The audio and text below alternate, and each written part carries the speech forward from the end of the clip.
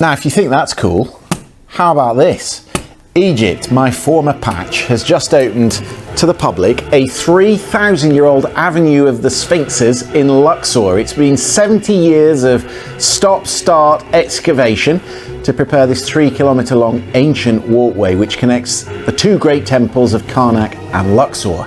And the opening ceremony incorporated elements of the ancient festival, as you can see, which travelled on that route, or would travel on that route every year. And the music they played, I'm told, was inspired by the stories that were written on the walls of the temples in hieroglyphics. The Egyptians are hoping this event will breathe new life into their long-suffering tourist sector, which has taken another hit during the pandemic.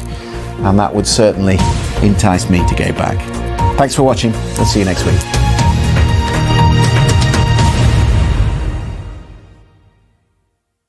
In our connected world, all news is international.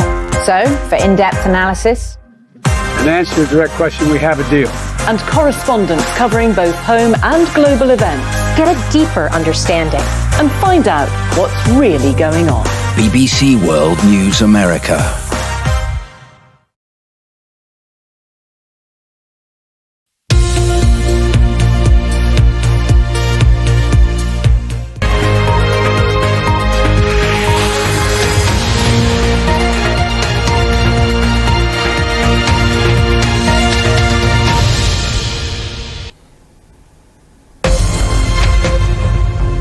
This is BBC World News America. I'm Christian Fraser. Our top stories. The UK bans arrivals from 6 African countries amid warnings over a new COVID variant.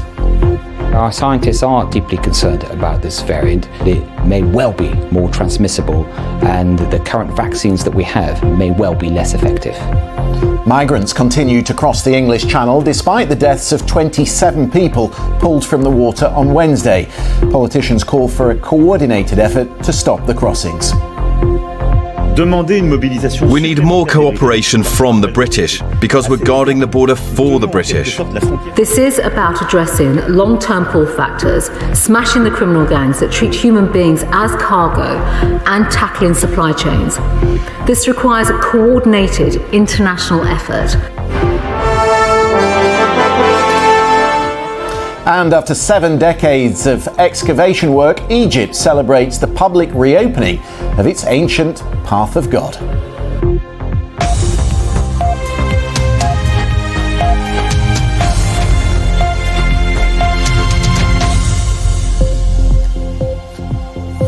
Welcome to World News America on PBS and around the globe. Scientists are warning of a new COVID-19 variant which may have properties that help the virus to evade the body's immune response. Only 10 cases have been identified so far, 3 in Botswana, 6 in South Africa and 1 in Hong Kong from a person who recently arrived from South Africa. It's not yet been declared a variant of concern by the World Health Organization, but UK virologists are describing it as a deeply concerning variant, and the UK has just announced new travel restrictions in a bid to halt any potential spread. Here's the UK Health Secretary, Sajid Javid. Professor Salim Karim from South Africa, do stay with us for more on this. We're going to be crossing live very shortly to our correspondent in Johannesburg. The United Nations Refugee Agency says the deaths of 27 people on Wednesday as they attempted to cross the English Channel could have been avoided. It says closing off legal routes to asylum seekers leads to more dangerous attempts to reach safe countries. The UK and France have both called for better international coordination to tackle human trafficking, but the UK Home Secretary admits there is no quick fix. And more will come. In fact, today, there were still people willing to pay to get into flimsy boats for the dangerous journey across the Channel. From Calais, Lucy Williamson reports.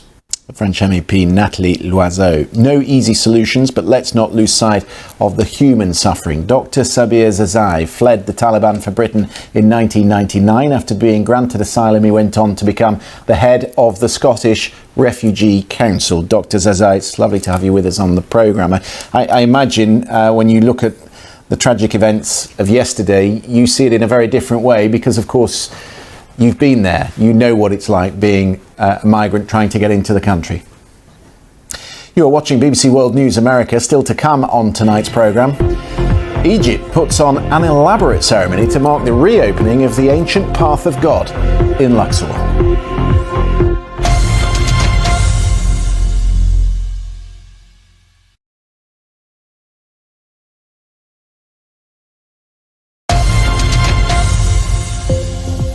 Right, let's return to our top story on COVID. A warning from scientists about a new variant which may allow the virus to evade the body's immune response.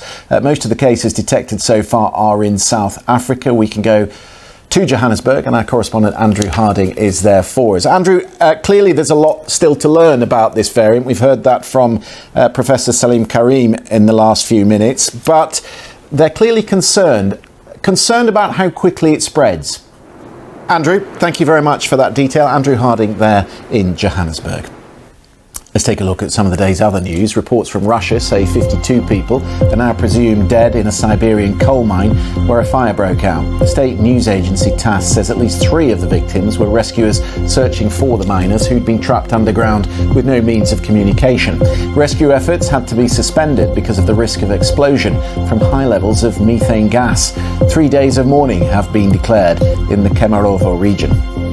Australia has sent a peacekeeping force to the Solomon Islands after a second day of unrest which threatens to topple the government.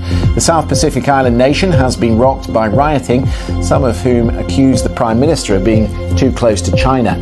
Businesses in the capital's Chinatown have been targeted. A ceremony has taken place in the Egyptian city of Luxor to mark the public opening of the 3,000-year-old Avenue of Sphinxes. The 3-kilometre-long walkway connects the temples of Karnak and Luxor. The ceremony incorporates elements of the ancient festival which travelled the route each year, as Nick Johnson reports. Quite spectacular. I'm Christian Fraser. Thank you for watching World News America, and to our viewers in the United States, a very happy Thanksgiving.